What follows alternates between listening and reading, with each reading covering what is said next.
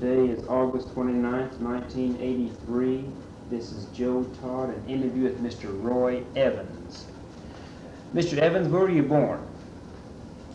Texas. When's your birthday? September 24, 1886. 1886. What part of Texas were you born in? Grayson County, near Sherman, between Sherman and McKinney, Okay. north of Texas. Yeah. Who was your father? John M. Evans.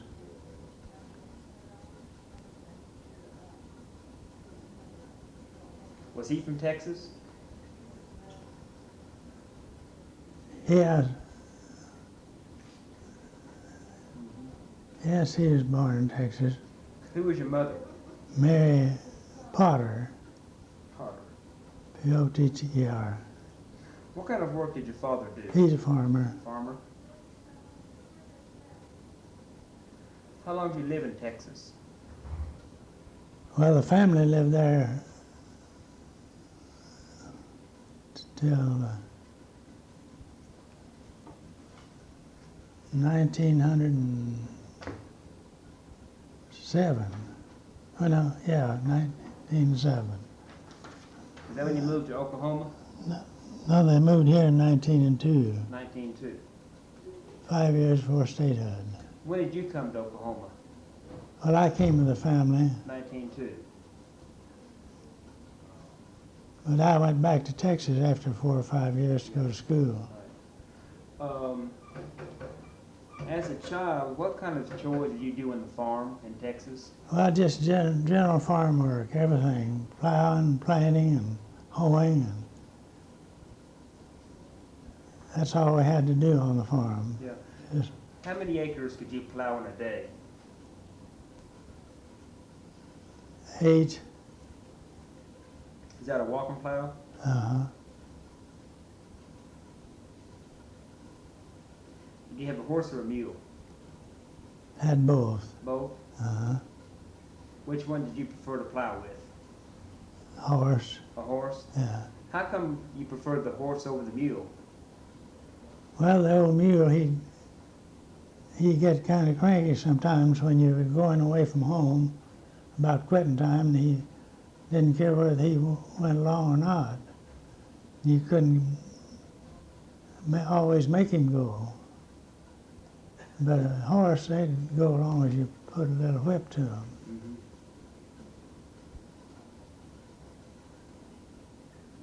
What kind of crops did you raise? Cotton and corn, alfalfa. Mm-hmm. How much cotton could you pick in a day? Biggest most I ever picked was 420 pounds. 420 pounds. I had been told to my father that I was going to pick 200 pounds, or 400 pounds a day. So I went to picking early in the morning, stayed with it all day, and that night I had 420. How many pounds could you snap? We never did snap. Never did snap cotton. No, they didn't have. We had to pick it. Yeah. Now that is pick cotton. Where you pick the cotton out of the Right. hull. Mm-hmm. Where was the gin?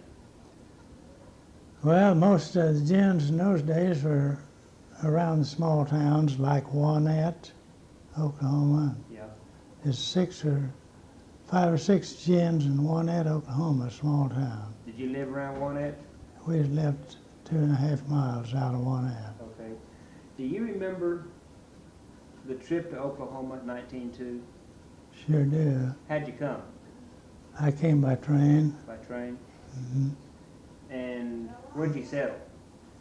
Settled Yeah, in Oklahoma. about 3.5 miles southeast of Wanette. Wanette. Who ran the gin in Wanette? Who ran it? Yeah. Well, 6 or 7 gins there. Okay. Do you remember all the names of the managers? No, I don't remember. Were they run by steam? On my steam. Mm-hmm. How many pounds of cotton could they gin in a day? I wouldn't know like that. Yeah. You start to school in Texas? Yeah. Where'd you start? Country school named George Schoolhouse. How many students went there? There's probably 35. Was that near Sherman or McKinney? No, that's near where we lived out in the country. Yeah. Of course, you might say it's about halfway Mm-hmm. between Sherman and McKinney. What was your favorite subject? History and grammar, we called it. We called it grammar. Did you study elocution? No. No. How large was your farm near Wanette? 80 acres. 80 acres. How come your parents came to Oklahoma? Well, we'd always been renters down there in that Texas country, and the land got so dear that Dad saw he's never going to be able to buy any of it, so he began to look around for a place to come, and he settled in Oklahoma Territory. Yeah. What kind of land was it? In Oklahoma, Yeah. sandy loam, Sandy loam? yeah. Good for raising crops? It was fine virgin soil in those days. Mm-hmm. We could raise a bale and a half of cotton, 75 and 100 bushels of corn. It had never been cultivated. It had been cleared away, but What kind of plow did you use to break the soil the first time? turning plow, Turning plow? uh, With a mule or horse? double team, Double team? mules. Mules. What's the difference between a turning plow and a walking plow? Well, both of them are walking plows, Both of them are walking plows. yeah. Okay.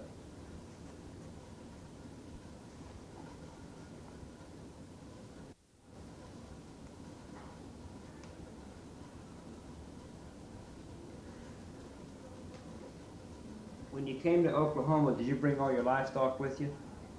Brought it all How'd you bring it? on a railroad car. Is that what they call an immigrant car? That's what they call immigrant cars. How much did it cost to rent the car? Seemed to me like it's around about $175. That's my recollection of it. So, did you take the train to Wanette? Take a two on that? Yeah. From where? From Texas? Oh yeah, that's where, I thought that's what you asked. Yeah. You took the train from Texas up to Wanette? Yeah. Okay. How come your father decided on Wanette?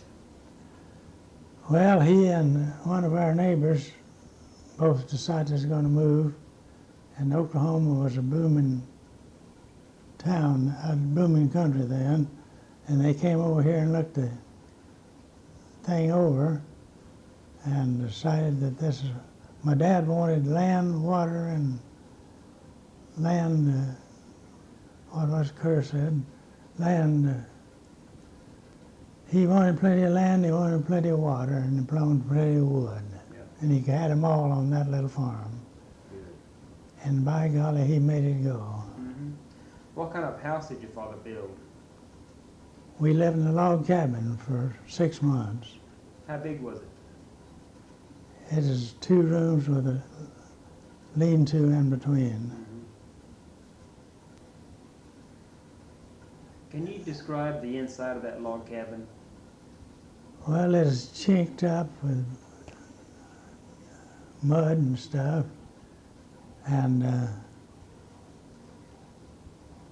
we had one door and 2 windows. Did you Yeah. have- oh, I'm sorry, go ahead. Go ahead. No. Did you help your father build it? No, I was going to school. Yeah. How do you chink a log cabin?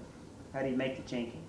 Well, you get mud or dirt and mix it with water and make it just the constituency that'll stay in the cracks of the door. Did they dig a well or did they drill it or what? Yeah, was it dug well or drilled well? It's drilled Drilled, how deep was it? about 30 feet. Yeah. How often did you have to chink the log cabin? We never had any regular time, just when some hole came in the chicken, we have to. Any kind of dirt that was the best for chinking? Yeah, good old sticky loam was best. Some of it stay there for a lifetime. Mm-hmm. How long did you stay there at Wanette? Me personally, Yeah. I stayed about 6 years. Mm-hmm. Can you describe the first time you saw Wanette, what the town looked like? Yeah, it was originally called Old Wanette. Old Wanette was the old town, and that was down on the creek. But the new Wanette that we knew was up on a hill to get out of the floods. Creeks flooded in those days. And besides, the Santa Fe Railroad was building a spur through there, and they had built as far north as Wanette when my dad discovered the town. And they afterwards built on to Arkansas City. Carried a tremendous amount of freight, Mm-hmm. What kind of freight? cotton and corn and alfalfa and livestock. Yeah. How big was Wanette at that time? I'd say it's about 900. 900. Mm-hmm. And what did the main street look like? You gonna be 2x4? Oh, What the main street looked like? yeah. Well, it's just an old dirt street with stores on either side. And we had some plank sidewalks.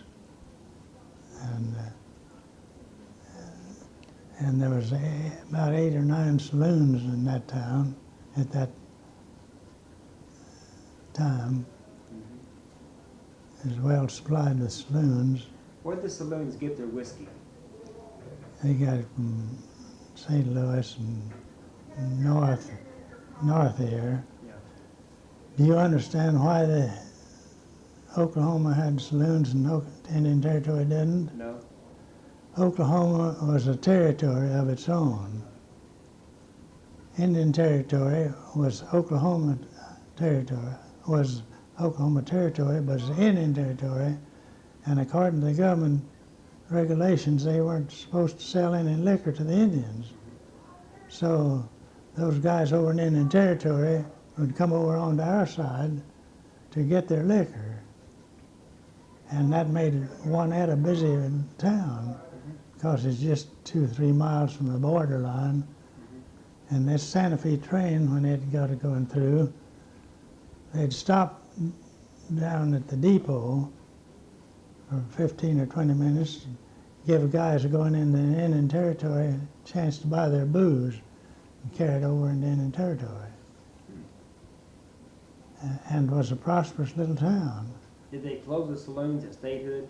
Statehood came in with it's a statewide edict that they were not to have saloons, and that knocked them out. Do you remember statehood day? I know I was in Texas going to school, Where were you going to school? Dallas, Dallas? hmm What school? Metropolitan Business College, What'd you study? stenography and shorthand. How long did you go there? About a year and a half. I finished the course. the Metropolitan Business College Uh-huh. in Dallas. Who was in charge of that school? A man named A. Ragland, R-A-G-L-A-N-D, was president. And it is rated as one of the fine business colleges of the South. Do you remember the Depression of 1907? No, I don't remember that. Let's see, 1907. 1907 and 1908. That's during the Spanish-American War. Well, that was the 98 99 Spanish-American War. Yeah. Well, I don't remember too much about it. Yeah. Do you remember the Spanish-American War? Oh yeah. What do you remember about that war? I remember every one of us wanted to go. Every kid in the country that could walk and carry a gun wanted to go to the war. Mm-hmm. And we didn't have any army or navy such as then. We had National Guard on the land force, and they recruited. What time is And it? So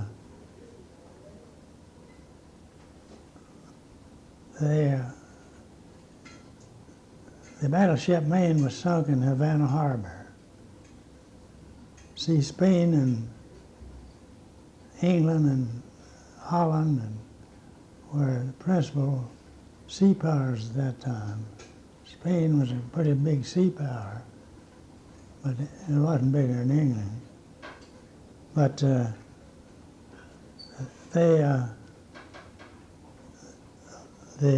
Spaniards were treating the Cubans pretty bad. They abusing them and starving them and everything.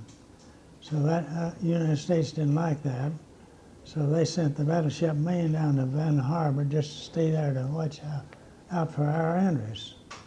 And one night that battleship Maine blew up and killed a lot of American sailors. Mm-hmm. I don't think they ever proved that Spain did it, but we thought they did. Yeah. So that made everybody want to fight. Mm-hmm. And President McKinley asked for 25,000 volunteers the next morning, declared war and asked for 25,000. Instead of 25,000, he had 75,000 ready to go. And you got 75,000? He had 75,000 volunteers, and they just drilled themselves. Of course, they had a few fellows from the Civil War who knew a little bit about marching and all. They were usually captains or something in the militia. But they jumped on to Spain and they sank the Pacific Fleet in Manila Bay with the loss of only one soldier. Sunk the whole Spanish fleet. And the same way with the Atlantic Fleet. The Atlantic Fleet patrolled the Atlantic on the east side of the United States, and the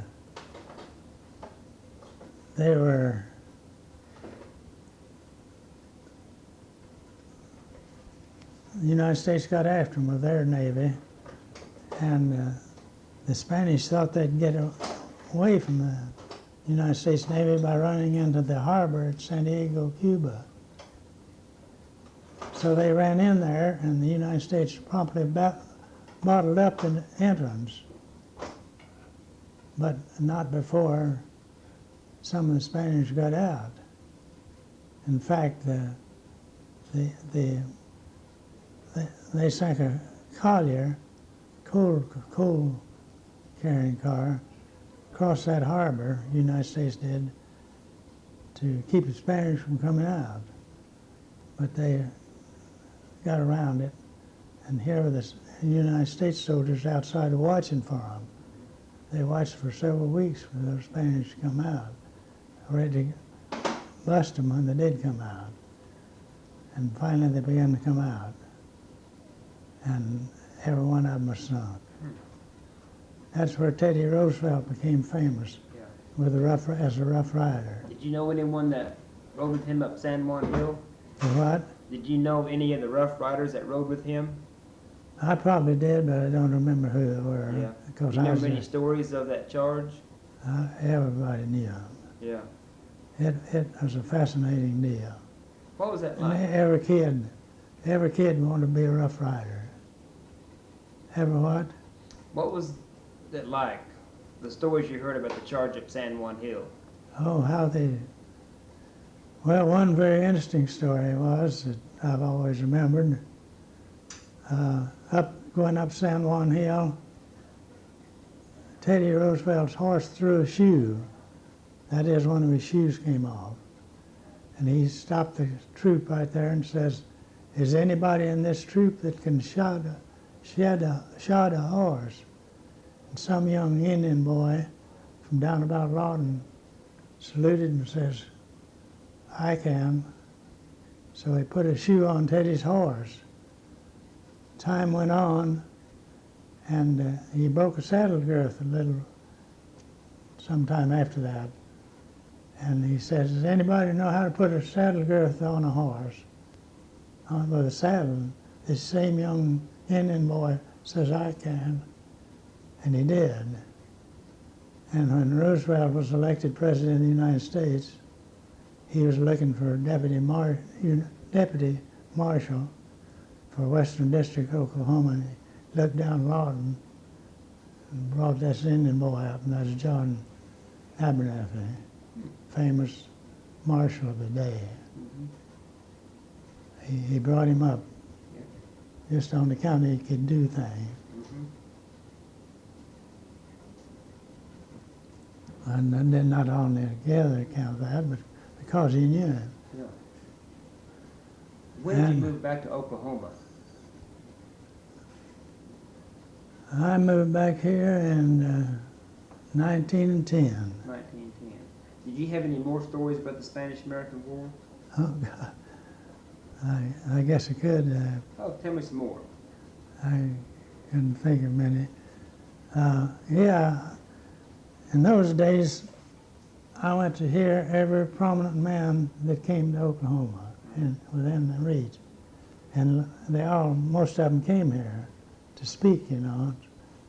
And Richmond P. Hobson was the man that sank the Merrimack to bottle the Spanish in the harbor.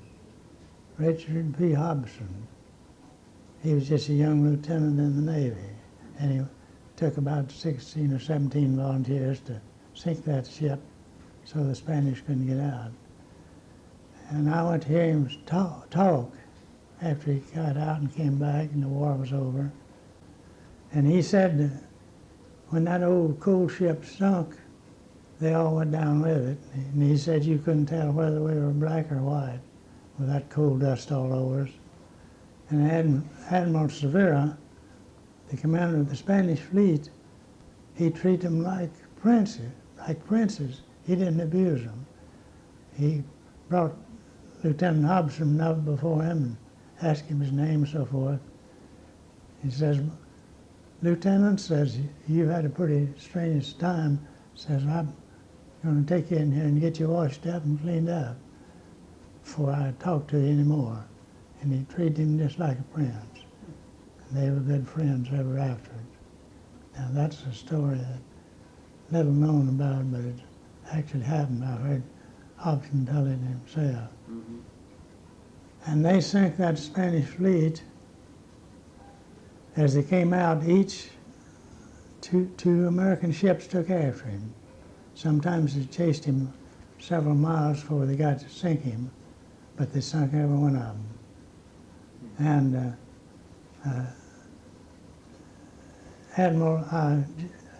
Captain Evans was a captain of one of the ships,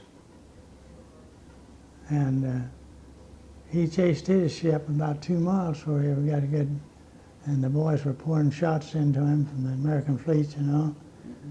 And he walked out and he says, "Don't cheer, boys, the poor devils are dying. That was his and he stopped them from shooting at them out in the water, you know. But he sunk all their fleet. Spain never again became a world power on the sea. On the sea. Never did have a fleet worth mentioning. Was there any big victory parade after the Spanish-American War? No, not a great deal. Just picnics and stuff, you know. People get together and march around. Was there any big rallies before the war No, that you went to? not any. No, people were pretty close, tied down before that, Yeah. tending to their own business. When you came back to Texas to Oklahoma in 1910, where did you move to? Oklahoma City. What was your first impression of Oklahoma City? Well, it wasn't like Texas. It was a wild, woolly town. Like I said, 8 or 9 saloons. Now, is this Oklahoma City or Wanette? Oklahoma City. Did it have saloons in 1910? No, wait a minute. No, they didn't have saloons in 1910. They went out of statehood. Mm-hmm. Wanette had saloons Yeah. too. I got them mixed up there. But What kind of work did you do in Oklahoma City when you moved back? well, I was an expert stenographer and shorthand writer, and they got me a job with the Texas. I got a job with the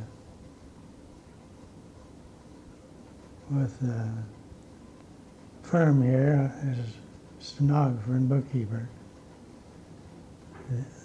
which a farm paper, the Oklahoma Farmer, and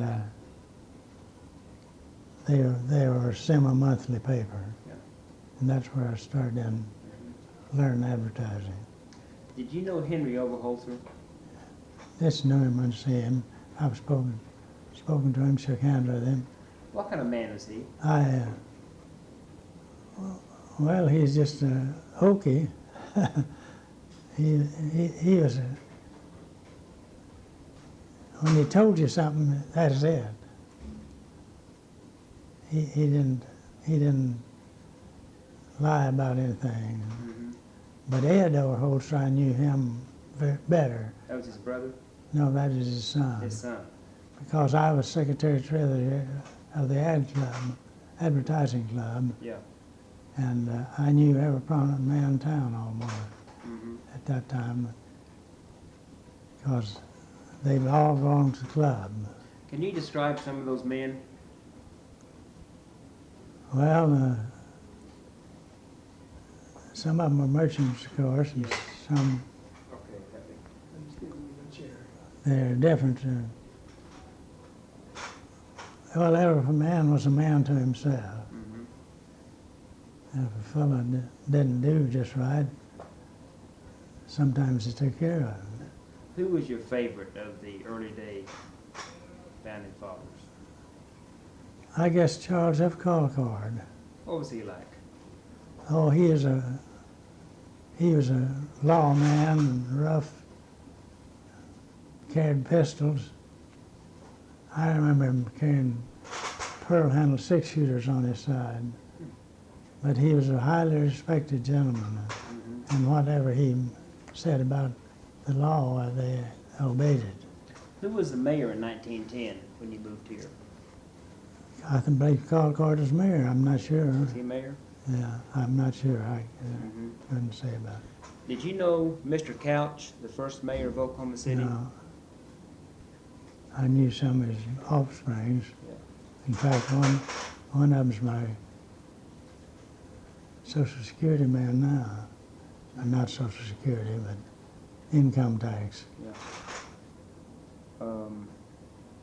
What did downtown Oklahoma City look like in 1910?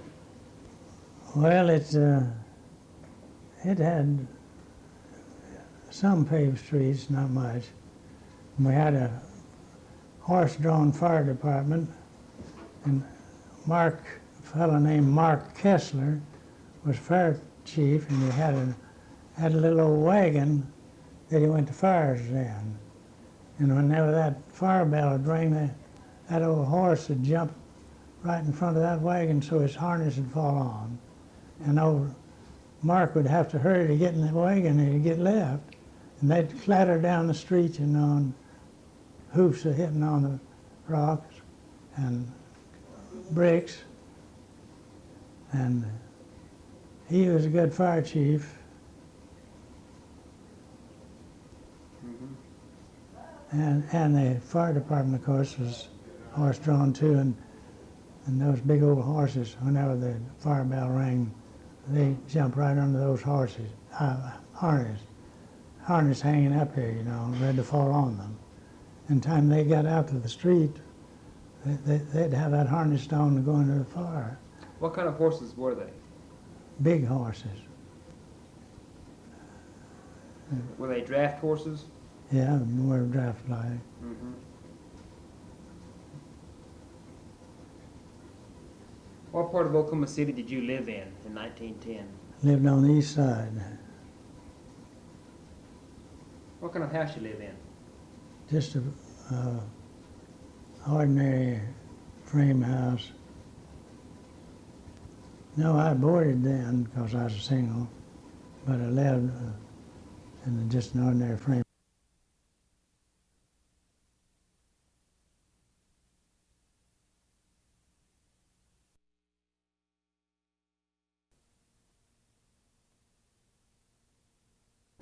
They manufactured overalls in those days.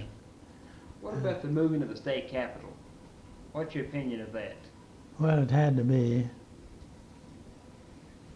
It had to be because Oklahoma City was a city and Guthrie was just a country place. Mm-hmm. But there's a story about that. I don't know how true it is, but I think it's kind of true.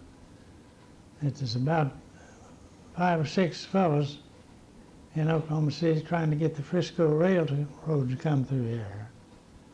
And Guthrie wanted to come through Guthrie. Well, this Oklahoma City guys, they didn't have much money, but they offered the Frisco $10,000 if they'd come through Oklahoma City. And they took them up on that. G.C. Jones was one of the promoters of it. Mm-hmm. G.C. Jones. What was he like, T.C. Jones?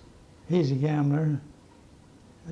Gambled $10,000 on nothing to get the railroad through here and won. Made Oklahoma City a city. Where did he come from, T.C. Jones? I don't remember now, sure don't. Do you remember the other men that were involved in that?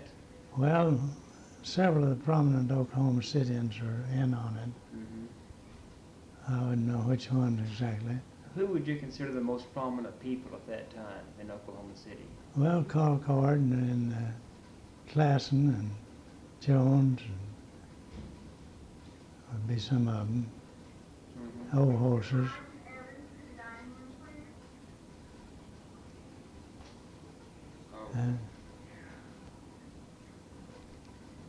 Oh. I think it's about dinner time. Yeah. Yeah. Mr. Evans, well, I'd like to continue this sometime. Yeah, If we could. I could really give you some Yeah, thank you. actual history. Yeah. I can tell you a lot of human Mm-hmm. interest stories. Now, Yeah. when we came to Oklahoma, 6 saloons in that little old town, Yeah. and Saturday everybody Y'all got gonna come out here if y'all gonna eat.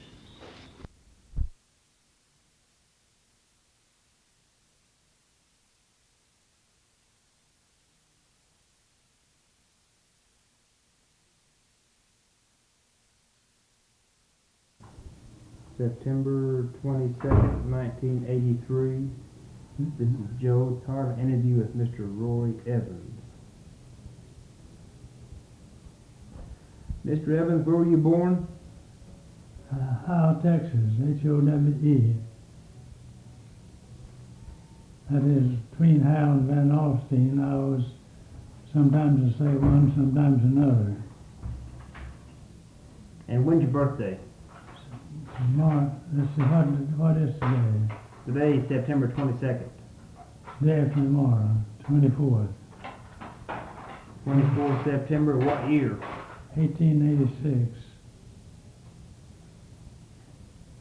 You have enough light? Yeah. And to make it 3 more days, I guess. 3 more years, it'll be 100 more. Yeah. Mm-hmm. What are your favorite childhood memories?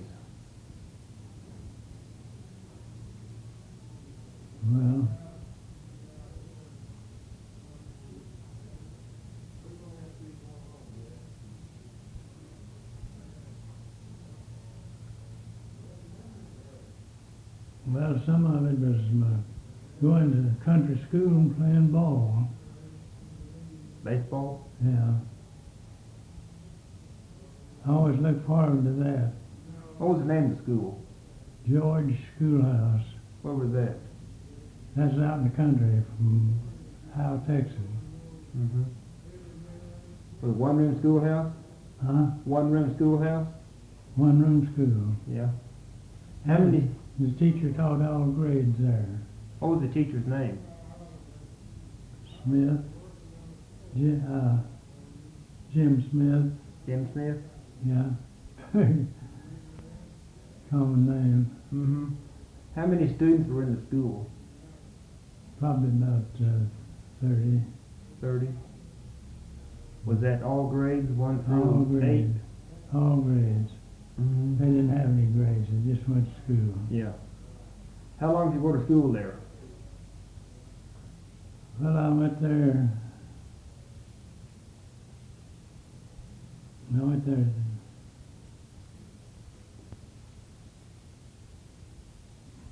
3 years, I guess. Mm-hmm. How long did you live down there by Howe? How long? What? How long did you live down by Howe? Lived there till I was about 17 years old. Where'd you move then? Moved to Oklahoma, What part? Pottawatomie County, Wanette. Mm-hmm. You ever hear of Wanette? Yes, sir. Well, that's where we landed. About 1903? Really 1902, I think. 1902. But that's as far as the railroad went in those days. It's been built from Hog Valley to Ark City, Arkansas. And it was only built as far north as Wanette. Mm-hmm. That's as far as we went on the railroad. How come you came to Oklahoma? Well, my dad, he prospected up here. He wanted a place to buy, you know. He was a farmer. And he explored the Indian Territory, which was Oklahoma, and Indian Territory. Mm-hmm. Wasn't in the Oklahoma state then. So he found this place over there, and he liked it, and it had land, wood and water, what Bob Kerr said everybody ought to have, Mm-hmm. and he liked it, and he bought it. And we moved there about just a few days before Christmas. In 1920, I guess you got it. Yeah, 1902. 1902. Yeah. What kind of house did you live in Texas? By Howe? Just an ordinary wooden house, Just frame house? frame house. What kind did you have up near Wanette? We had a log cabin Log cabin? at first, yeah. We had a log cabin from time we got here in early December until the spring when my dad built us another house up on a hill. This log cabin was out in the field, wasn't any roads. Mm-hmm. We didn't have any roads then. Yeah. How large was the cabin? How long as what? How large was the cabin? Well, there's 2 rooms and a lean-to in between. Oh, here's a living room. Oh, here's a heating place. In between is a space that we used for utilities and everything. And my dad boarded that space up, you know. So we'd have another room. Old Cottonwood Lumber, that's the only kind we had. And the stuff would curl, and when you got dry, it just curled up like a dog's tail, you know. Yeah. And big great cracks. Where'd you get the lumber? Down there in the neighborhood, and took it to the little sawmill there and sawed it up. Who ran the sawmill? I don't remember who had it now. Did you have a farm there at Wanette? Farm? Yeah. Yeah, I had a farm there. What kind of crops did you raise? Cotton and corn and principally. Ever chop cotton? Well, a lot of it. How much could you pick in a day? Most I ever picked in a day was 404 pounds. We had lots of people there that picked more than that, and I never could get 400. So I was just a youngster, and I told my dad, well, Dad, I'm going to pick 400 pounds before I quit. So I got up one morning before daylight and went to work. And worked till after dark, and I got a little over 400 pounds. That's my biggest day. Yeah. Was the gin in Wanette? Gin? Yeah. Yeah, there's 6 or 7 gins at the height of the cotton. In that little old town, there's 6 or 7 gins, and they couldn't keep up with it. Which gin did you use mainly? Well, we used whichever one was open when we took our cotton to town. Mostly the one closest to our home. Who ran that gin? I don't remember now.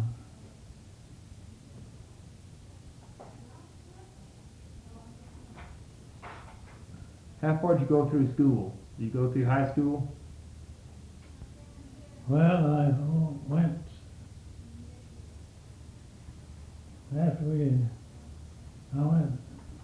after I quit going to school out in the country there. I went to Howell. They had a school that's about half. Well, it wasn't a high school. It was partly a high school and partly college. By gosh, a little of everything. And there's where I went to school. It is an equivalent of a high school education. That was in Howell, Texas. Yeah, Did you go to school when you came to Wanette? yeah. Yeah, went to school over there to the country. Didn't go into Wanette. What was the name of the school? George No, there at Wanette. Schoolhouse. Oh, that's the name of the school at Wanette? Yeah, it was out in the country. It wasn't Yeah. in Wanette. Yeah.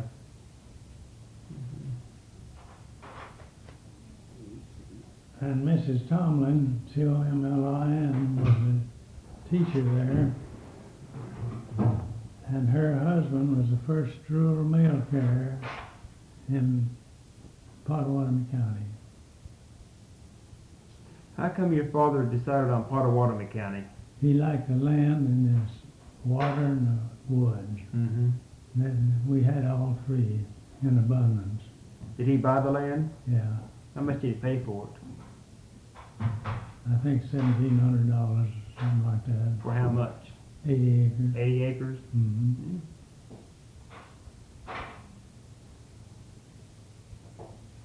And he dug out a living for all of us and educated us. And we went to school. we got a better education than most kids get nowadays Mm. because we were fighting for ourselves then. Mm-hmm. We didn't goof off like the kids do now. We went to school. What was your favorite subject? History and geography. Mm-hmm.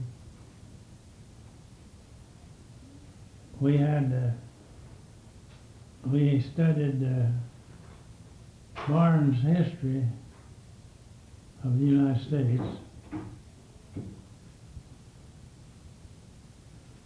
Well, we didn't, no, we studied that after we came to Oklahoma.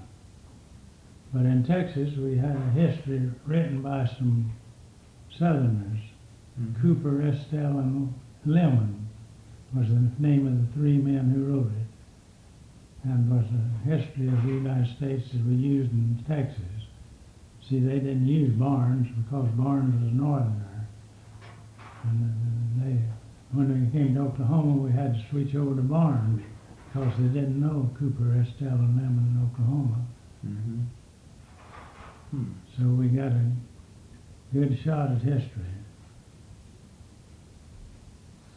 How long did you live there at Wanette? Well, personally, I lived there about 5 years, and then went to Dallas Business College. Which college in Dallas?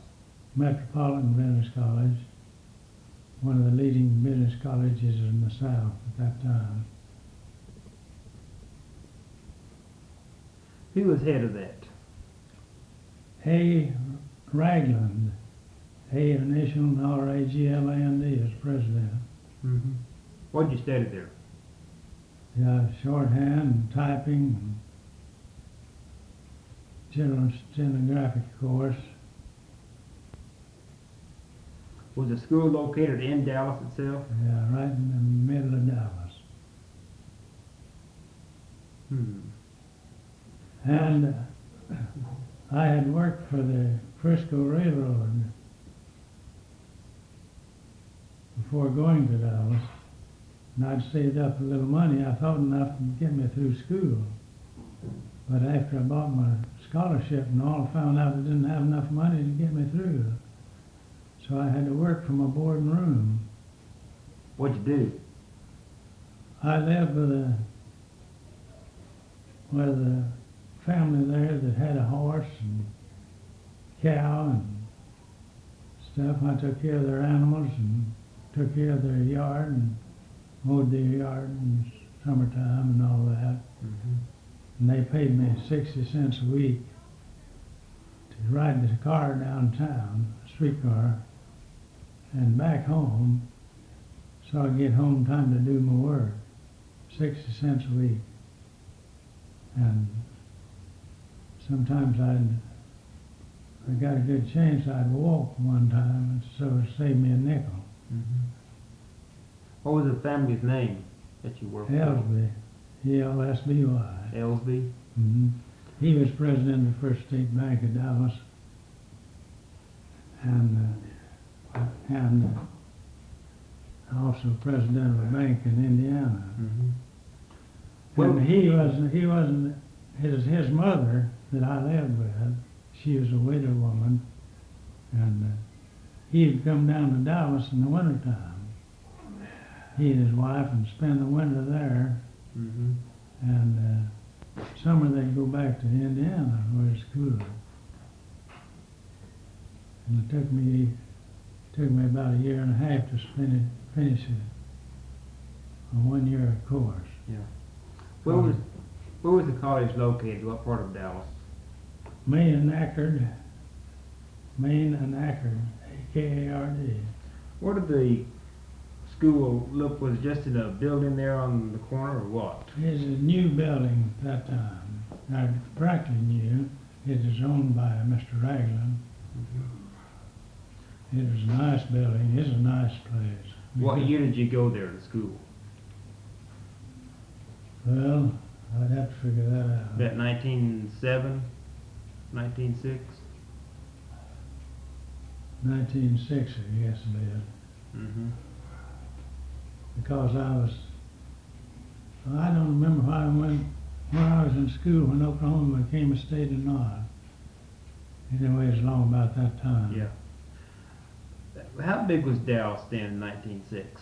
I don't remember. Mm-hmm. You could look in the directory and tell. When did you move back to Oklahoma?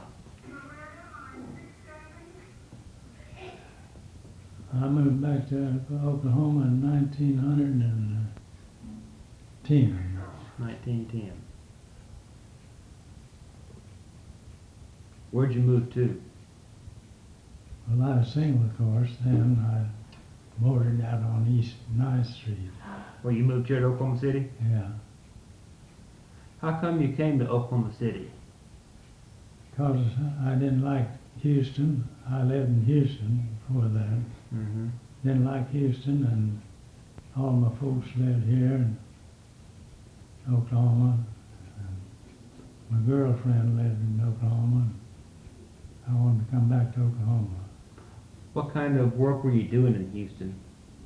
I was chief clerk of the general office of Southern Pacific. Had a good job Mm-hmm. in those days.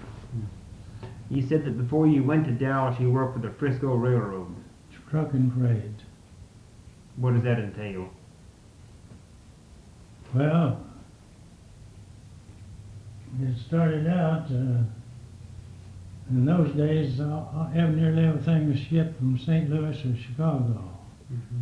by train loads. And they'd ship it into Sherman, Texas, and there they would break up those carloads to be distributed all over the South. Not all over the South, but over that part of the South, Texas and Louisiana. They'd break up those carloads as merchandise and put them in cars, local cars, go into those different towns, Mm-hmm. different parts of it. And my job was, first job was trucking freight from that central car down to the car, if it was going to Waxahachie, Texas. That car had a number, and we'd take the stuff down to number 19 or whatever it was. And I worked at that for a while, and then I got to be yard clerk, night yard clerk of Frisco at Sherman, Texas. That was a big terminal deal. What does the yard clerk do? He took the numbers of seals on cars. You know, the cars are all sealed up, Mm-hmm. and I had to take all the numbers when a train come in, take all the numbers and write them down in my book. And if there's any broken seals, I had to report them, of course. And that was I worked at that. That was a terrible job, working at night, Mm-hmm. in the dark, you know, and rain and cold. I worked at that a few months, and then I got to be promoted to day yard clerk, which was a little better job. I was getting $42.50 a month, Yeah. working 7 days. 7 days meant 7 days. It didn't mean sun up, sun down, it meant all the time. Hmm. We had no Saturdays and no Sundays. And well, I thought I was going some when I got that job, you know. What was your salary? $42.50 a month, Mm-hmm. and I saved money on that salary. Mm-hmm. You wouldn't believe it now, but you did. And I got along fine. I worked at that job till the fella who was my main boss got transferred to Fort Worth with the Texas and Pacific Railroad. Texas and Pacific had a similar deal down there for Texas that we had here for Oklahoma and Louisiana. And so when he went to Fort Worth as chief clerk,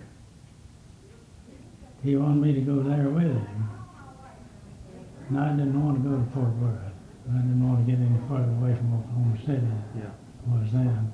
Mm-hmm. So I turned the job down. And I got me another job then. When you came to Oklahoma City in 1910, what kind of work were you doing? I was secretary to the sales manager of the John Deere Plow Company. John Deere Plow Company had a branch there then, out on West Main Street where the OK Furniture store used to be, or OK Warehouse rather. You know where that was? Out on Main Street? Yeah. How far out on Main? Well, the old courthouse was right across the street from us, Mm-hmm. and it's about the 400 block, I guess. No, wait a minute. Walker's what? What street is Walker?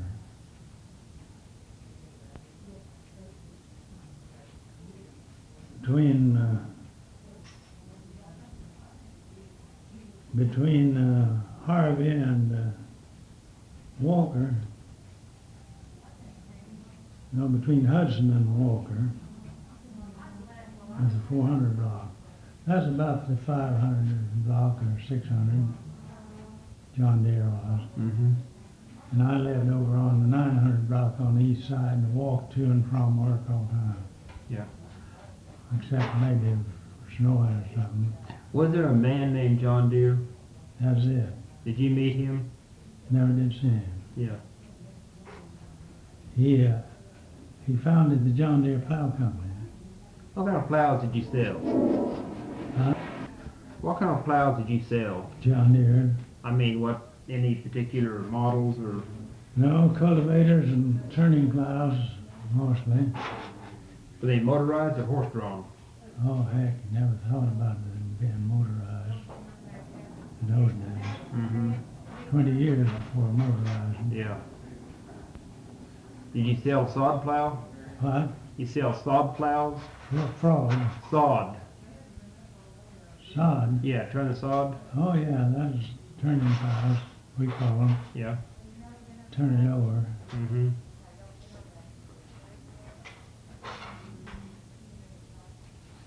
In the early days when you first moved here, who were some of the prominent people you met? And can you describe them? Any stories about them? Well, I met, not immediately, but when I went with John Deere Plow Company, their main office was Moline, Illinois. And their principal office over this branch here was Kansas City. Well, they closed down this branch and wanted to move us to Kansas City. Well, I wasn't going to go to Kansas City, so I left the organization there. And from there, I went to work for Senator Capper of Kansas. For who? Senator Capper, Mm-hmm. Capper's Publications. He had a chain of papers through the Middle West. He had about 16 or 17 papers in the Middle West. And I worked for the Oklahoma City office of Senator Capper. Hmm. When did you work for them? What years? 19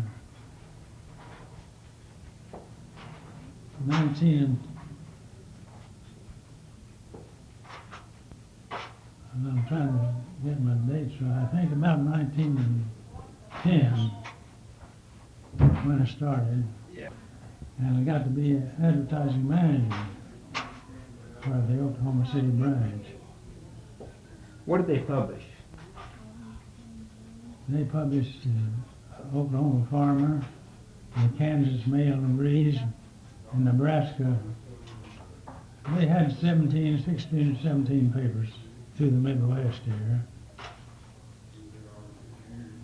And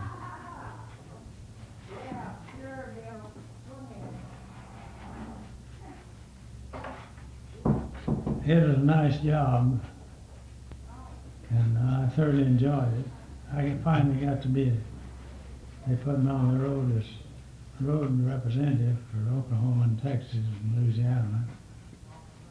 And I traveled those 3 states, calling on the big towns only, because the small towns usually didn't have anything. Who I was called the- on Galveston, Houston, Fort Worth, Dallas, Shreveport, Louisiana, Little Rock, Arkansas. What was your favorite town at that time? Favorite town, Oklahoma, of course. Who were some of the prominent people you met here in the early days? Well, most of them be easy to tell who I hadn't met. Did you? But being in the newspaper business gave me an entree into a lot of things that I wouldn't otherwise have gotten. Yeah. I could stick my little card here in my hat and walk in. Did you know Henry Oberholzer? No, not Henry. I knew Ed, his son. Old Henry was an old man. Yeah. But Ed and his son, I was secretary-treasurer of the advertising club, and we had our state convention here, and I got Ed to be the principal speaker for our convention. That's how I come to know him pretty well. And he was a prince of a guy. Anyway, he's just one of the rest of us. You could walk into his office anytime you saw the door open. And I knew him, and I knew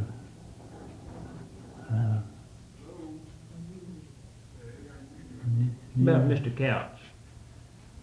didn't know him. I knew some of the folks who didn't know him. Who were some of the prominent people that you knew the best? Well, the Capper bunch were very prominent here then. John Fields, who was twice candidate for governor, was one I knew. I worked for him. What did he do? What kind of work? He's the editor of the Oklahoma Farmer. And he was a very good friend of mine. And I tried to get him elected governor and failed.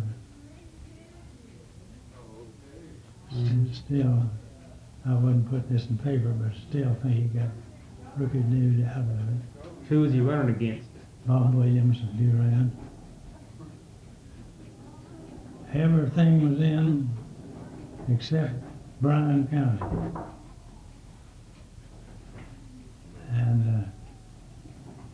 And John Fields was ahead in the count. Now this is off. Oh yeah. Everything was in except Bryan County. And John Fields had this election. And Bryan County didn't come in for about 8 or 10 days later. And when it came in, why, Bob Williams had more enough to get him elected. That's when you didn't vote like you do now. Yeah. They printed a bunch of ballots and took them around and distributed them all around town, you know. And the fellow went down there and picked him up a ballot and carried it around and voted. He could have voted a dozen times if he wanted to do it.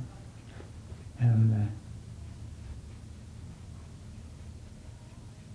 lots of times they just carried these ballots around and meet a friend of theirs and said, Bill, what about this county attorney's race? I don't know either one of them. Bill would say, well, I voted for so-and-so. Okay, you can put that on your ballot, because you didn't know the rest of them. And that's the way they held those elections.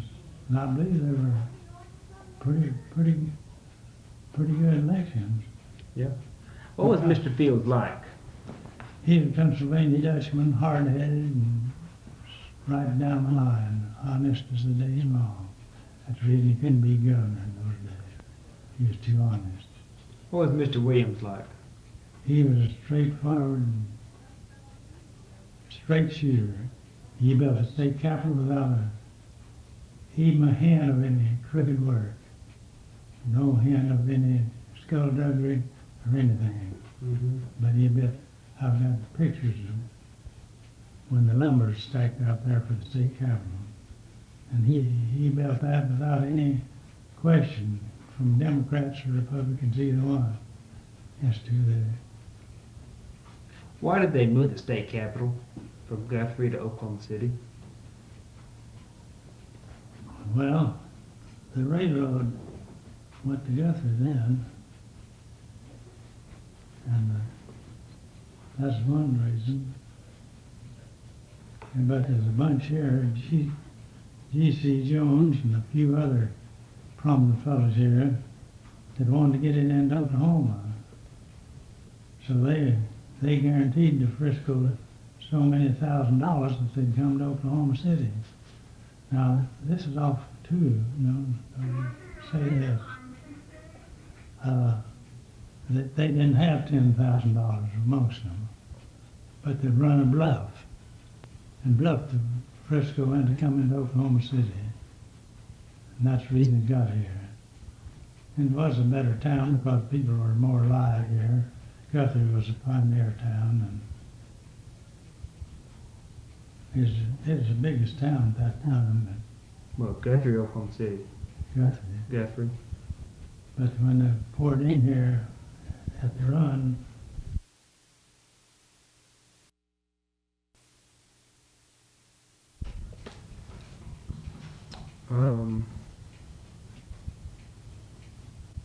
the first football game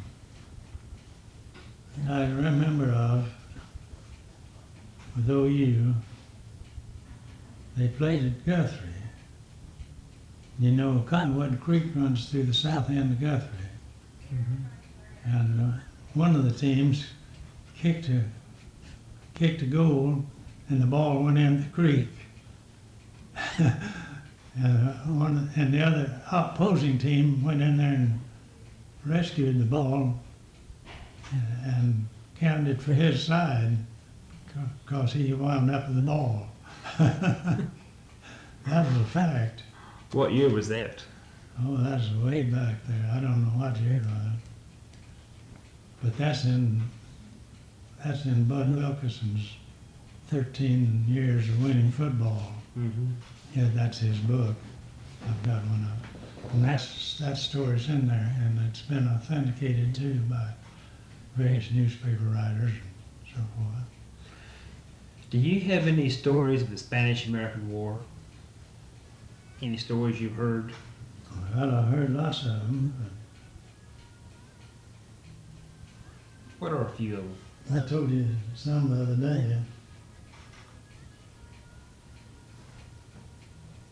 The Spanish-American War started in December. Wait a minute. I don't remember what. It was 1898, wasn't it? Yeah, 1898, with the blowing up of the battleship Maine in the harbor. It was down there to protect the American interests, you know, in Cuba. Spain was one of the ruling powers of the world at that time on the sea. And they sent the United States battleship Maine down there to protect the American interests in Cuba, and it blew up one night. And they laid it on, our country laid it on to Spain. And I guess they had a good reason to. But anyway, that started the war. Yeah. Have you heard any Next day or two after that, President McKinley asked for volunteers. We didn't have any army, just had little old patches of men around that drilled and met. And so he didn't have any army or navy either. Had a few ships, but didn't have anything to compete with France and England and Spain. So when this ship blew up, all Americans want to fight right away quick. Every kid big enough to toddle and carry a gun wanted to go to war. And President McKinley called for 25,000 volunteers to make him an army. Well, when he woke up the next morning, he had 75,000 volunteers. And they sent some of them to Georgia and some to Louisiana to embark for Cuba. And they had pretty much a scandal about the rations, meat rations, claiming that somebody sold their soldiers raw, tainted meat and so forth. Had quite a row about that. But I don't know whether it's true or not. And if it did, it didn't turn out to be anything to get excited about. But time out of the war, the time he got his volunteers all rounded up, the war was over. The United States had won the war. But the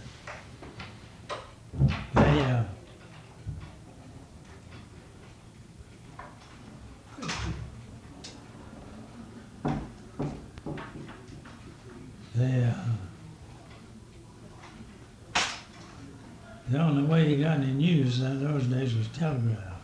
Yeah. And my dad took the Dallas News. That was the Bible in Texas in those days. And he'd send me to town every day.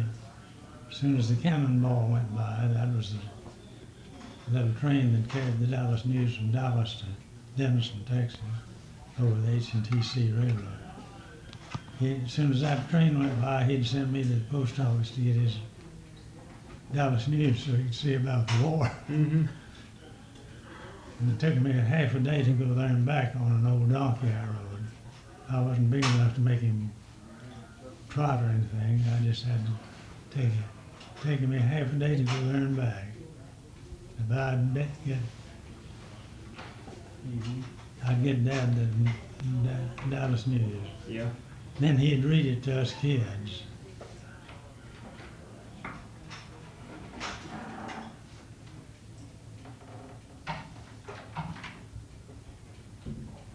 He is very much of a reader and a historian himself. And he'd read that about the news to us kids. And we'd sit there and rouse them, I guess, taking it all in. And Dad's pronunciation of some of those Spanish names was something to be improved on, I guess, but it didn't make any difference to us. We didn't know the difference. And we knew who he was talking about. Yeah. And so that's the way we got our news over the telegraph, the depot. That fella at New Orleans or somewhere wherever he was, he'd telegraphed the guy all along the railroad line that the United States battleship Nebraska sank 2 Spanish gunboats in the San Diego Harbor this morning. Something like that's about all you got. And maybe a week or two later, we'll have details come in. Did you hear any particular stories of like the charge up San Juan Hill? Oh yeah, I know that by heart. Tell me about that. Well, old Teddy Roosevelt was, as you know, a Rough Rider. You knew that. And the reason to call them Rough Riders is just a bunch of hoodlums. Well, I shouldn't call them hoodlums, but that's what they were. From down southwest here that could ride and shoot and kill, and they didn't give a dang who. And they called them Rough Riders. And old Roosevelt he gathered up a bunch of them, and that's what he formed the Rough Riders that way. And of course, everybody that could wanted adventure, they wanted in the Rough Riders, because they saw action. He didn't wait for the government to say go and get them. He went and got them. And that's what the kids liked in those days. So I wasn't old enough to get in the Rough Riders, but I had two uncles in. And boy, I never did hate anything so bad in my life as I did. I wasn't old enough to go with the Rough Riders. Did they ever tell you stories about? Oh yeah, they went to the Philippines after then, after Spain was conquered over there, and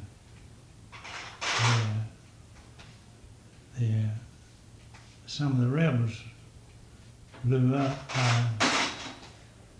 Rebels that they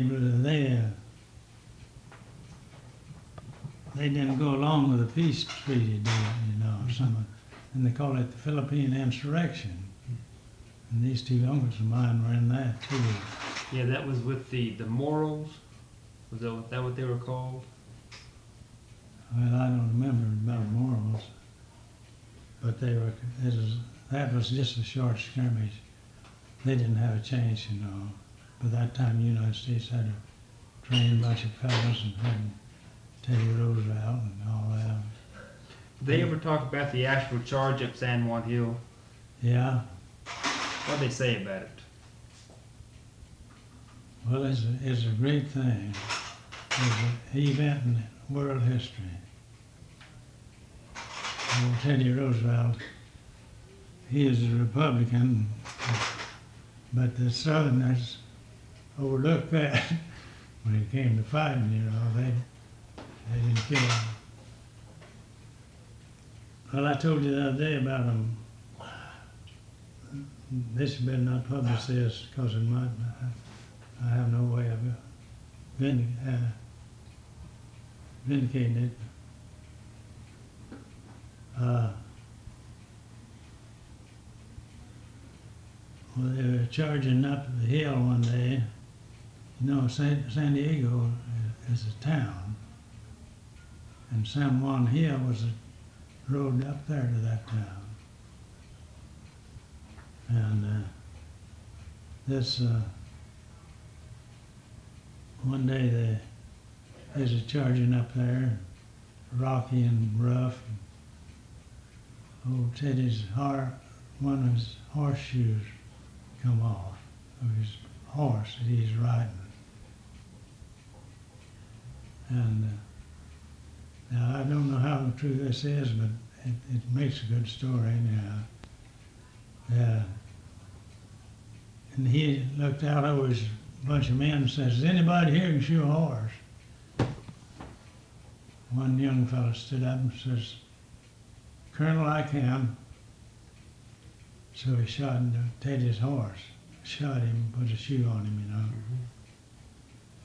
Mm-hmm. And sometime after that, maybe a day or two, there's having another charge and the saddle gird broke. And old Teddy says, "Does anybody know how to put a saddle gird on a horse?" This same young fellow said, "I can, sir." He said, "Put it on." And Teddy went on. Same guy. And that guy was a young Indian boy from Lawton, Oklahoma. John Abernathy. When Teddy got to be president of the United States, he was looking for a deputy United States Marshal for the Western District of Oklahoma. And he thought about Lawton, Oklahoma, because he'd been there hunting, you know, hunting wolves and stuff like that. And he said, "You're the boy," to John Abernathy. I forget how many years he was Deputy United States Marshal for Western District. Mm-hmm. But that's one of the stories about the deal. I don't know how true that was. Probably doctored up some. But there's a lot of stories came out of that. Well, Teddy was a glamour boy, you know. Boy, he didn't ask questions of anybody, not even the President of the United States. When the President said they don't want any more troops down there, Teddy had his troops and we know how it anyhow. And I knew several fellows in Sherman, Texas, where I lived at that time. Colonel Cecil A. Lyon had a troop there. He was a Republican. And Teddy didn't favor the Republicans any more than he had to, but he did appoint Cecil as captain of the troop there at Sherman, Texas. And he was a highly respected soldier. To his dying day he was. So that is one thing that came out of that. But anyway, Teddy was well, you can't read history without reading Teddy Roosevelt.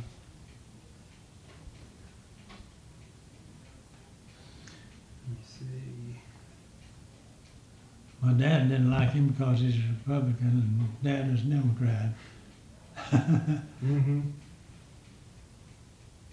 And what I mean in those days, people were one or the other.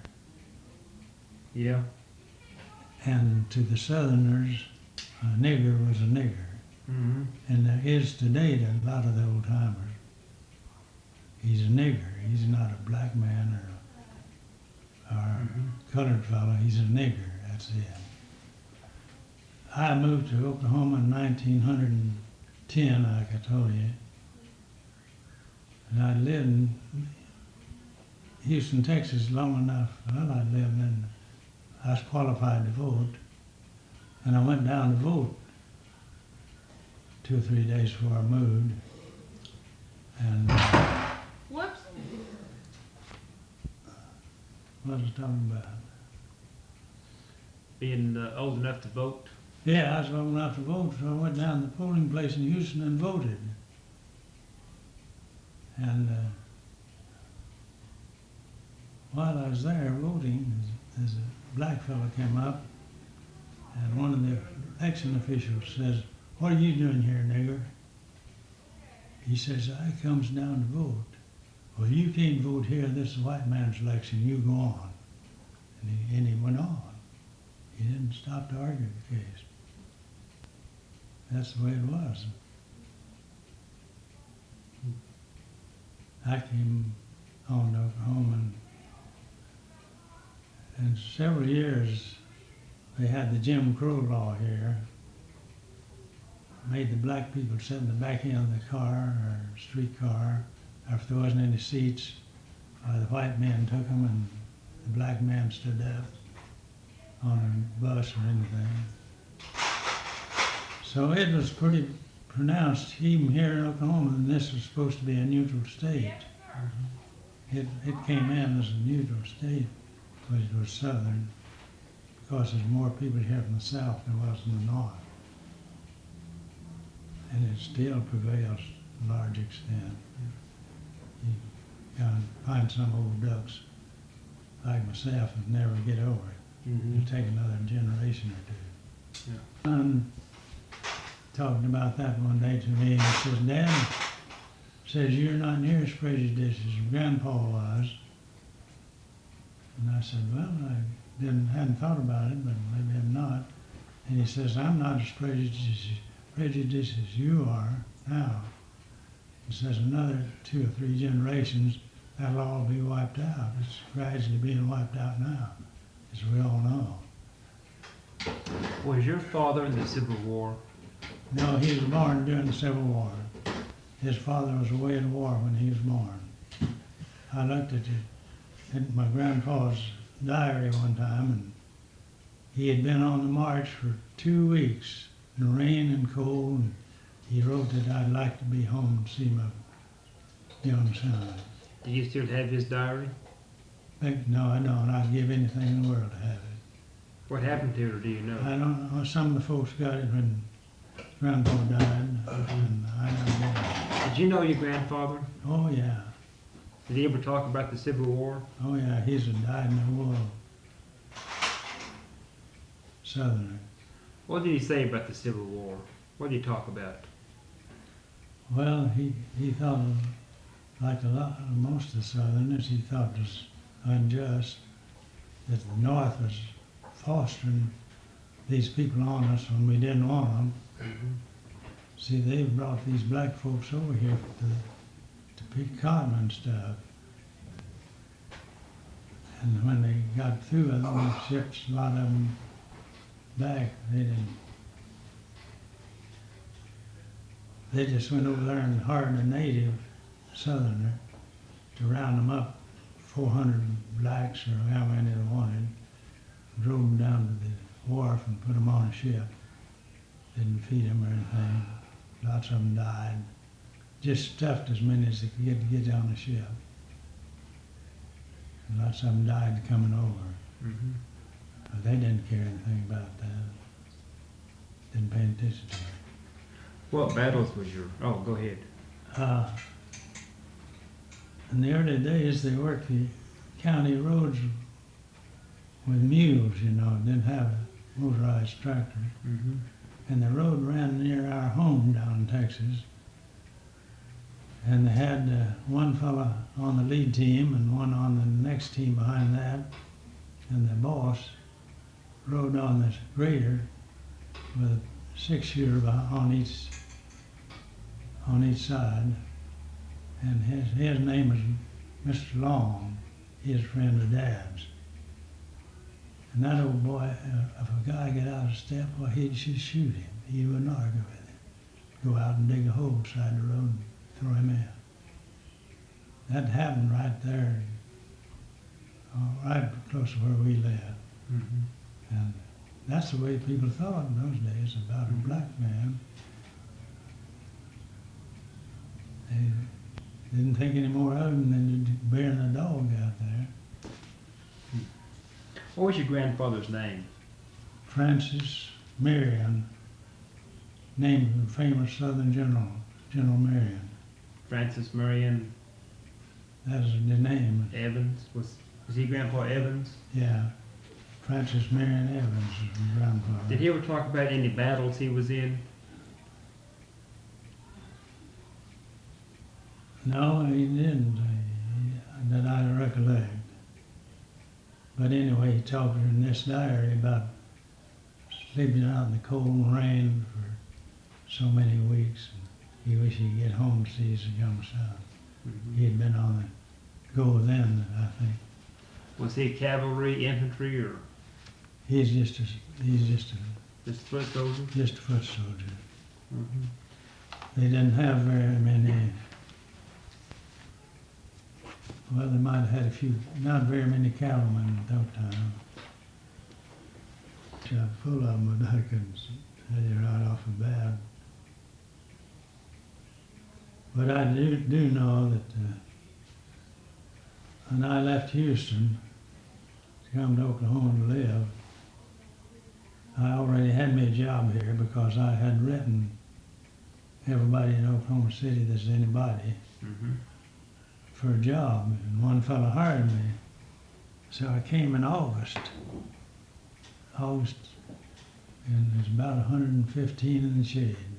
Oh, it's hot, dusty. Came up on Santa Fe, and in those days, we always rode the parlor cars because the governor told us that when you go out to represent us, always ride in a first-class car. Don't never ride in a chair car. And when you go into a town, we want you to stay in the best hotel in town. If you go into Dallas, you don't know the name of the best hotel, ask somebody before you get there. But stay in the best hotel. And he says, he gave me some instructions along that line. And he says the reason for that is the people we are selling are in the parlor car. They're not back here in the chair car. And they are not over here at Humpty Dumpty's restaurant. They are out here at the best eating place in town. He says, always go to the best eating place in town. And that's my instruction. And we did, too. And I got acquainted with a lot of people that way. Yeah. Did you know Mr. Hales? Hale? Bill Hale, Here You- in you- Oklahoma City. William T. Hales. Bill, yes. Yeah. Well, I just knew him kind of casually. I wasn't intimately acquainted with him. Where'd you live in Oklahoma City when you moved here? I lived out on East 9th Street, 900 block, with a minister and his wife. And he had a grown daughter. And they were keeping a few young folks as boarders. Mm-hmm. I happened to get in with them.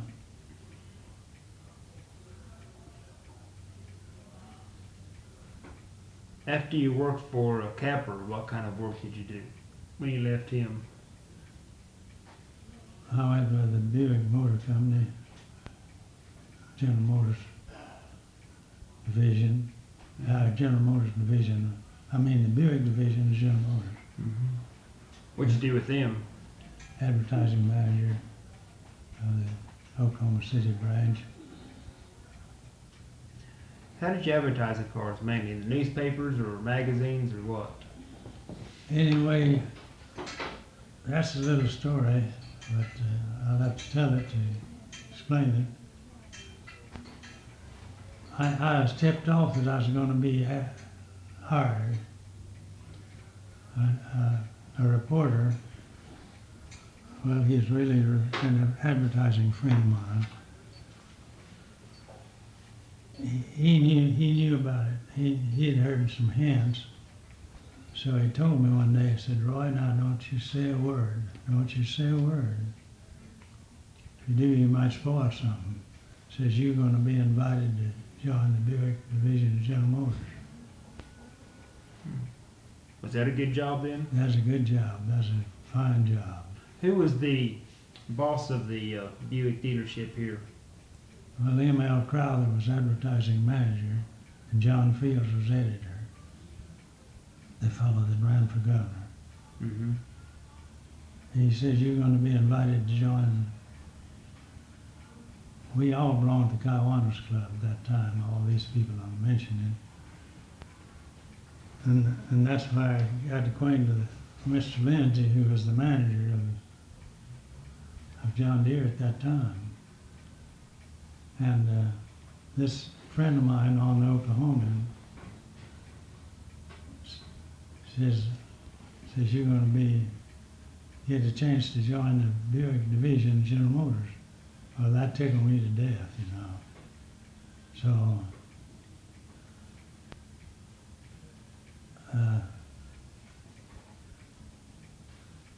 I called on Mr. Lindsay just casually, you know, innocently like, all the time anyway, for advertising. I ran lots of advertising in the Oklahoman and Times, full pages sometimes. And I was in touch to those boys up there all the time at the Oklahoman, 4th and Broadway. And they'd had me in some of their sales meetings and maybe talk once in a while, say something about advertising. So about Friday afternoon, I think it was, telephone rang. It's Mr. Lindsay. Said, "Roy, the first time you up this way," we was down on Main Street at that time, and the Oklahoman was 4th and Broadway where the building is now. "First time you up this way, I'd like you to drop in and see me." So I said, "All right, Sam." In the Kiwanis Club, we had to call each other by the first name, or else we'd get fined. Fined us a dime if I called you Phil or Bill or something. I mean, calling you by your surname, you know. Yeah. We had to call each other the first name. So I went in, just busted in, threw my hat down on his desk. "Well, Sam, I'm sorry I didn't get here a little earlier." "Oh," he said, "that's all right." Says, "I'm just going out to play a game of golf with the old so-and-so down here." Said, "Well," I said, "do you want to talk now or you want to talk some other time?" Somebody said you wanted me to come up. He said, "Well, let's wait till Monday." That was Said, I want to play golf this afternoon, probably tomorrow. I said, okay. So I was on high cotton from them all that weekend because I knew I was going to get the job. Because I had confidence enough. I knew Mr. Lindsay liked me personally, and I was confident enough that I had it over all the rest of the fellows who might be available. So Monday morning, it's long about the middle of the morning or 10 o'clock, I said, Sam, what are you doing? He said, well, it's just kind of loafing along. Says, let's go out and eat lunch together and talk a little. I said, okay. So I came back to the job. And that man was one of the finest executives I ever knew. He was an executive from the bottom of his feet to the top of his head.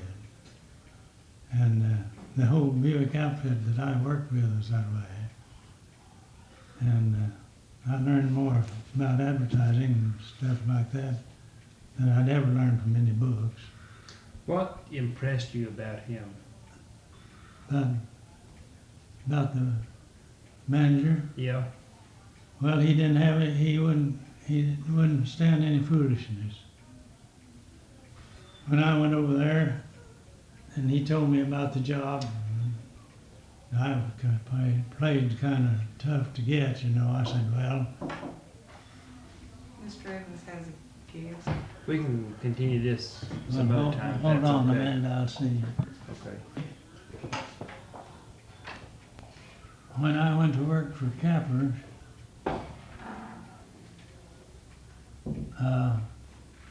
they had me join every club in Oklahoma City that I could get into, Mm-hmm. just to get acquainted with the people, you know. And I had a meeting every day of the week at noon, even on Saturdays. I was secretary of the advertising club. Our board of directors met on Saturdays, and that is our Saturday meeting. Mm-hmm. And so I belonged to every club in town that I get into. Well, nearly everybody else did too. Mr. John A. Brown, Mr. Petty, Mr. Kerr, and all of them belonged to the advertising club because that is the old club in town, and they all belonged to it. But after a while, the Rotary came in, and a lot of them quit advertising to go into Rotary. Mr. Gaylord belonged. And I've still got a lot of my old bulletins that I wrote in those days and brought them into the club. I really poured it on when we'd have a good speaker and make them want to come. Yeah. And we had big meetings, did some pretty big things in those days. Mm-hmm. What was Mr. Petty like? Petty Hardware? He's just a plain old boy like the rest of us. He was he believed in treating a fellow right. The fellow walked in and said, well, that tub I bought from you last week, I got it home and had a hole in the bottom of it. Well, boy, get it down there and pick out another one. Didn't even ask him to bring it in or anything. He took everybody's own word. And I was in there one day at the store, and this fellow came in and bought about half a dozen of these old galvanized cans like we put trash in now. And after this fellow went out, I said, what's he going to do with all those cans? Says he's going to make liquor in them out here. He said he lives out here in southeast town, and he makes liquor for those niggers, he called them. I'm quoting niggers now.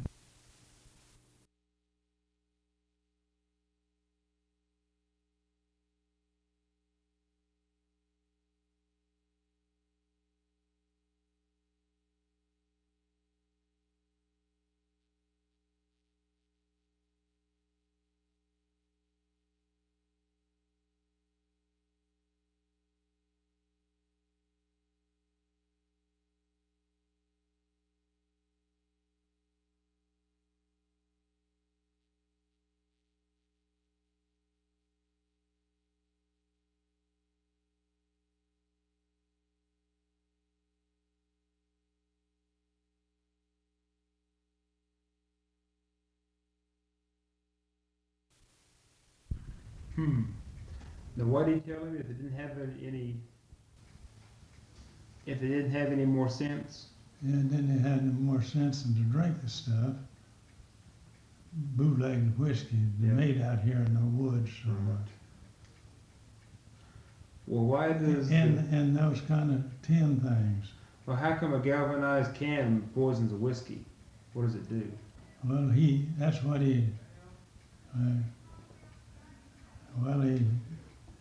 he made it, it had to sour, Yeah, and that's what he soured it in. those galvanized tubs that would poison the whiskey then. Yeah, they could poison it. Hmm. I never did hear them poisoning anybody, but they said it could. Mm-hmm. So, What all did Mr. Petty sell in his hardware store? well, he sold everything on the hardware line, wagons, and stuff like that. Where was his store located? Right where it is now on Main Street. I don't know where it's there now or not, but I believe it is. And what block on Main Street? On 100 block, or first and west of Mm-hmm. Broadway, I guess it's, Yeah. might have been one. Who do you think made the best wagon?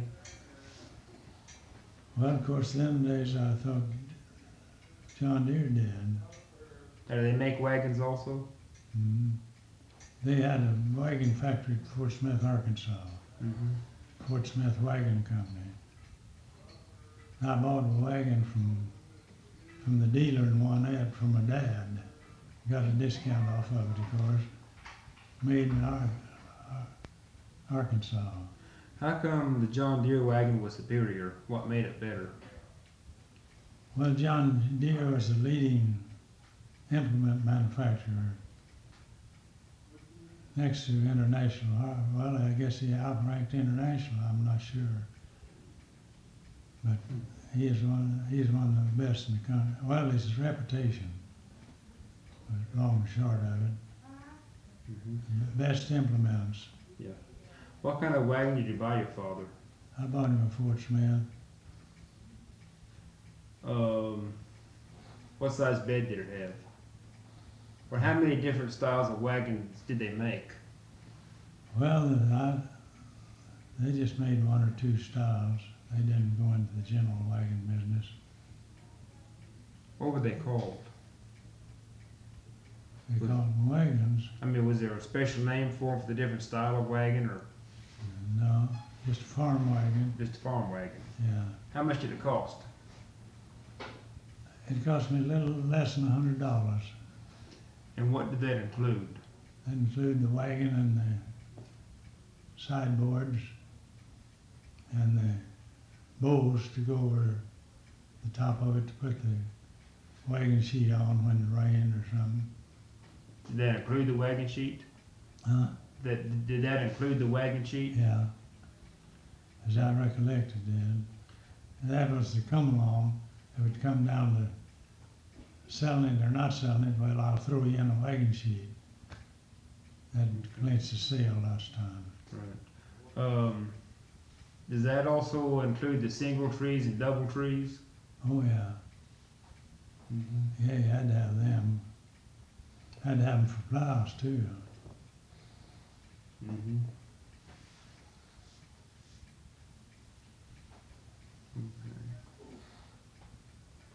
What kind of, did you like plowing with horses or mules better? What did you like best? Well, we worked mules mostly.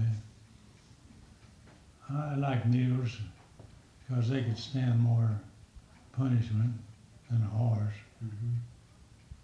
And lots of times it'd get pretty rough out there, 102 in the shade, no shade. And I'd have to keep on going.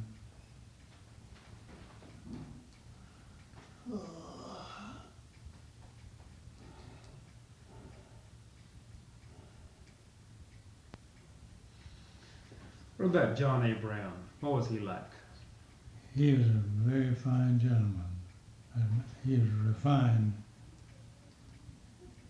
See, they were in Guthrie before they moved to Oklahoma City, Mm-hmm. And he and Mrs. Brown both were just the finest kind of people. He belonged to the advertising club and was one of my directors for a while when I was secretary and treasurer. When did he start his department store? Gosh, I don't know. Sometime after he moved here, I guess. What about Mr. Kerr's store?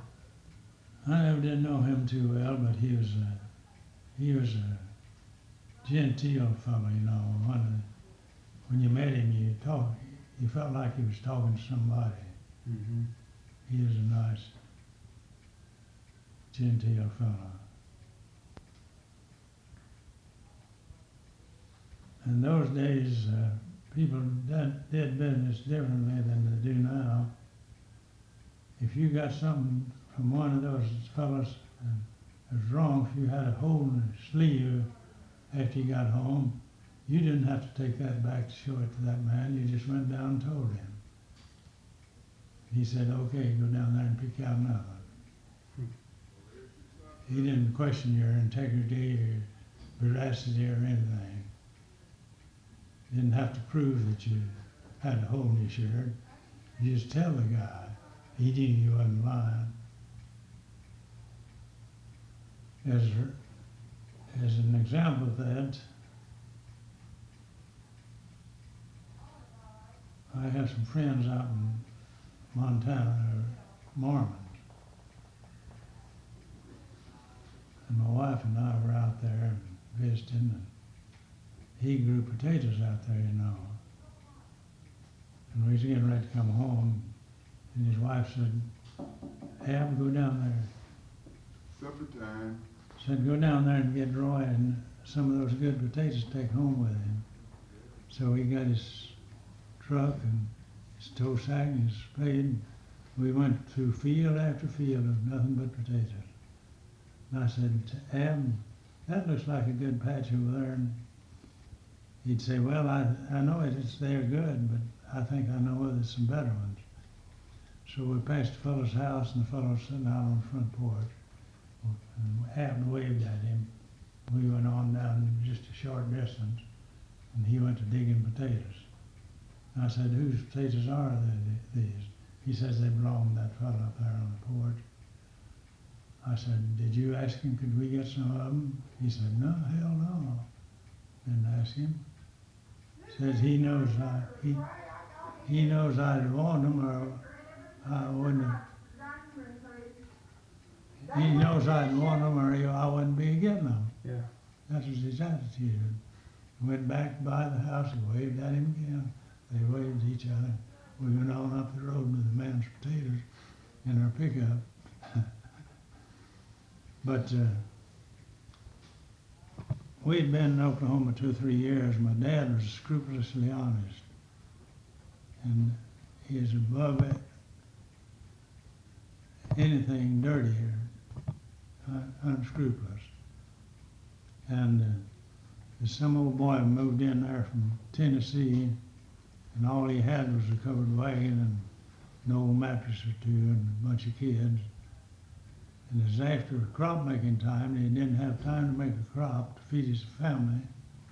So he went up to the grocery store at Wanette and asked the grocerman, could he stake him for? The fellow said, I don't know yet, but says if you would get two good fellows to go on your notices, I'll let you have some stuff. The fellow said, I don't know anybody, just moved in here. Don't know. I just met one fellow out on the road here the other day, named Evans. Said I didn't ask him to go on my note, and I wouldn't ask him. He's a perfect stranger. Says, would he be all right for one of my signers if I was to ask him? He accepted. And the groceryman says, hell, you get him and stick his head in that door and say he'll pay for it if you don't. That's all the security I need. He'll just say he'll pay for it if you don't. Yeah. That's it. Okay, thank you.